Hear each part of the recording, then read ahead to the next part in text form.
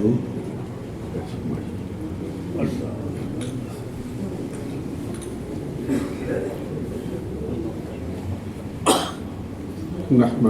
ونصلي ونسلم على رسوله الكريم أما بعد فأعوذ بالله من الشيطان الرجيم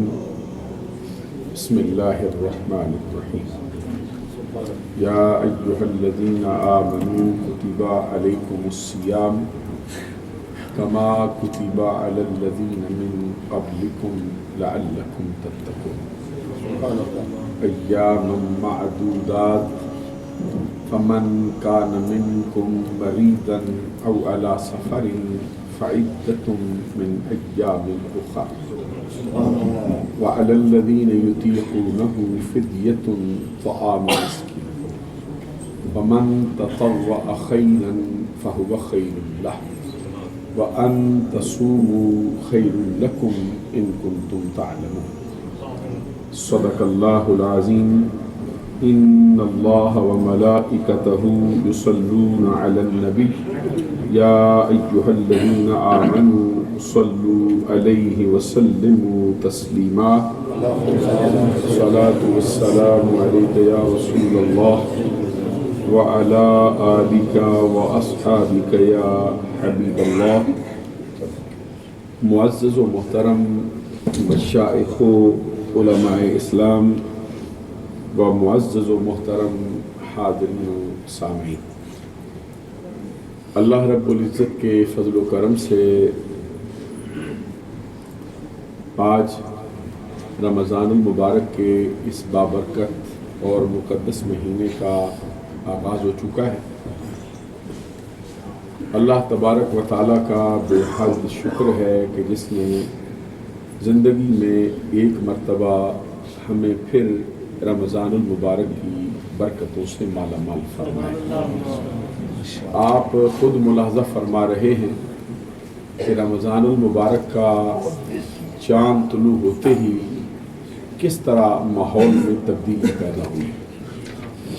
فضا کے اندر ایک نکھار پیدا ہو چکا ہے، ہوا اور ماحول کے اندر ایک خنکی اور ٹھنڈک کا احساس ہو رہا ہے۔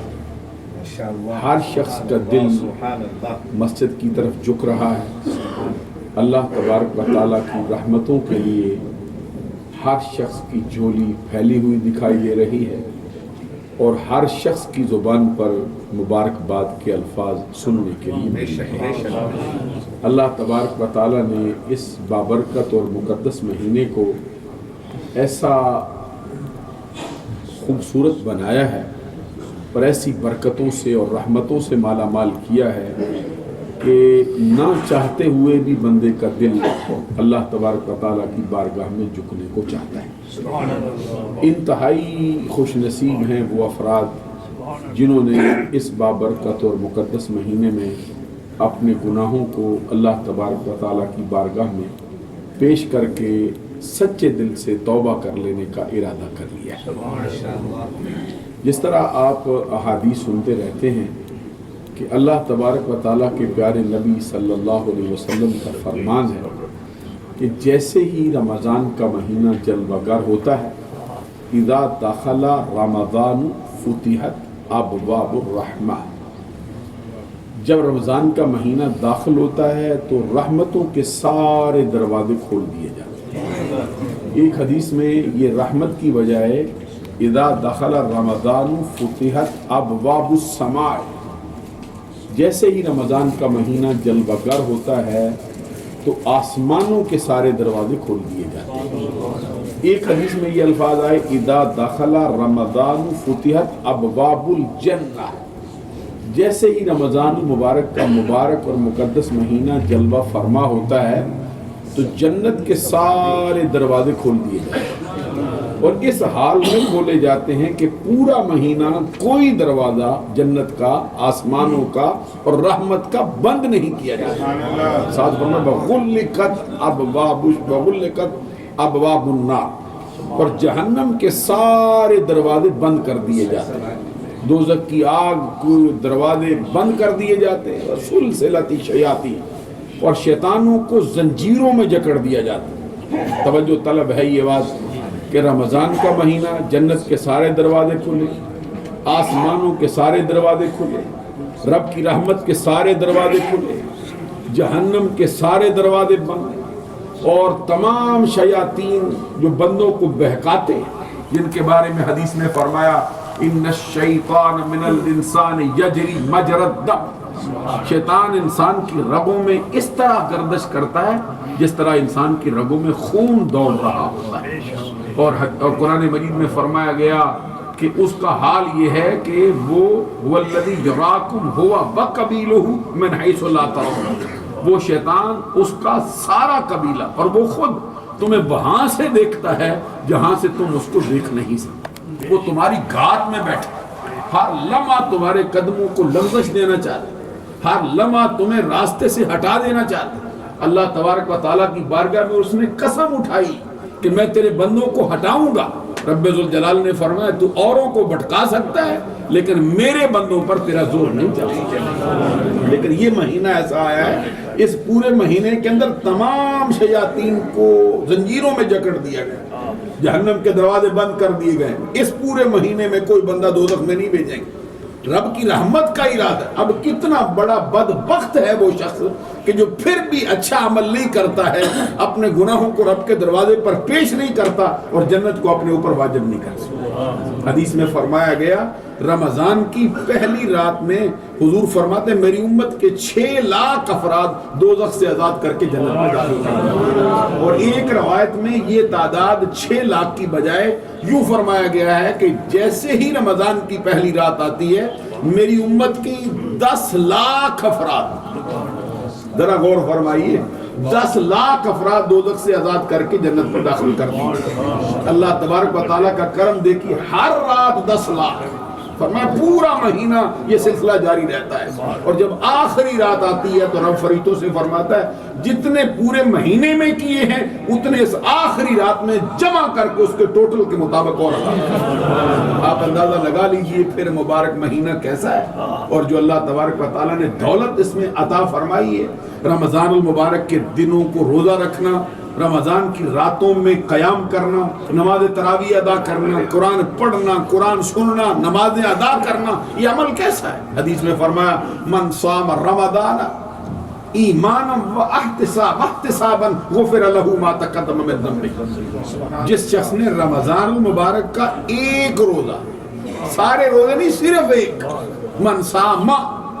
یومن فی سبیل اللہ زحزح اللہ وجہہ عن النار 70 خریفا، ایک حدیث میں فرمایا جس شخص نے ایک روزہ اللہ کی رضا کے لیے رکھا اس کا اجر یہ ہے کہ اللہ تبارک و تعالیٰ نے اس بندے کے چہرے کو دوزخ کی آگ سے 70 برس کی راہ سے دور فرما دیا۔ ایک روزہ نفلی روزہ بھی ہو تب بھی بندے کو 70 برس راہ سے دوزخ سے دور کر دیا جاتا ہے۔ تو رمضان کے روزے کی برکت کا حل کیا ہے؟ ایک حدیث میں فرمایا من صام یومن فی سبیل اللہ، اللہ تبارک و تعالیٰ کے لیے جس بندے نے ایک روزہ رکھا، وہ نفل کا روزہ ہو یا وہ فرض کا روزہ ہو یا وہ واجب کا روزہ ہو یا وہ سنت کا روزہ ہو، تو اللہ تبارک و تعالیٰ کیا فرماتا ہے؟ اللہ تبارک و تعالیٰ کے پیارے نبی کیا فرماتا ہے؟ خندقن کما بین السماء والارض، اس ایک روزے کے بدلے میں اللہ اس بندے کے درمیان اور دوزخ کے درمیان اتنی بڑی خندق کھودتا ہے جتنا کہ زمین و آسمان کے درمیان کا فاصلہ ہے۔ غور نہیں فرمایا؟ ایک روزے کے بعد تو رمضان کا روزہ کتنی برکتیں عطا فرمائے۔ من صام یوما فی سبیل اللہ من صام رمضان ایمانا واحتسابا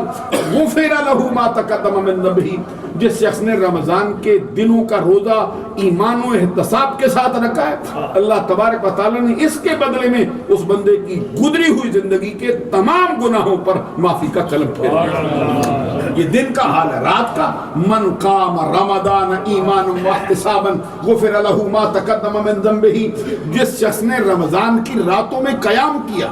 نماز تراویح ادا کی، رب کا قرآن سنا، نوافل پڑھنے کے لیے آیا، اللہ تبارک و تعالیٰ نے جو نوافل اس کے ذمے لگائے تھے، جو قیام کرنا اس کے ذمے لگایا تھا، اس کو اللہ کی رضا کے لیے کیا، اور وہ شخص ریاکاری سے بچا، فرمایا اس کا یہ عمل بھی ایسا ہے جس کے سبب سے اس کی زندگی کے تمام گناہوں پر معافی کا قلم پھیر دیا گیا۔ اور سنن نسائی کے اندر مشہور حدیث آتی ہے، آقا کونین صلی اللہ علیہ وسلم فرماتے ہیں من قام رمضان ایمانا واحتسابا، اس کا حال کیا ہے جس شخص نے رمضان کی راتوں کا قیام اللہ کی رضا کے لیے کیا ہے، اس کا حال یہ ہو جاتا ہے کہ ولدتہ امہ،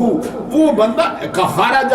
یوم ولدتہ امہ، وہ بندہ اس طرح ہو جاتا ہے جیسے آج ہی ماں کے پیٹ سے پیدا ہو کے آ رہا ہے۔ اس کے سارے گناہ معاف کر دیے جاتے ہیں رمضان کی راتوں کے قیام کے سبب سے۔ تو اللہ تبارک و تعالیٰ نے یہ رمضان کا مہینہ ہم کو عطا کیا ہے۔ عزیزان گرامی قدر، پہلی رات 10 لاکھ بخشے جائیں، توجہ طلب ہے، تو اگر ہمارا شمار اس میں نہ ہو، معلوم ہوا کہ یہ دوری ہماری طرف سے ہے، اللہ کی طرف سے کوئی نہیں۔ غور فرمایا، ذرا توجہ فرمائیے ایک لمحے کے لیے، کان دھریے اس بات پر کہ یہ جو ہماری بخشش کا پروانہ جاری نہیں ہوتا، یہ دوری ادھر سے نہیں ہے، یہ دوری ہماری طرف سے۔ ہمارا قدم اٹھانے کی دیر ہے، رب فرماتا ہے تو ایک قدم اٹھا کے آنا، ہم 100 قدم اٹھا کے آئیں گے، تو چل کے آ، ہم دوڑ کے آئیں، ایک مرتبہ دل میں یاد کر، ہم بھی اپنے شایان شان تجھے یاد کریں۔ اللہ تعالیٰ عمل کی توفیق عطا فرمائے۔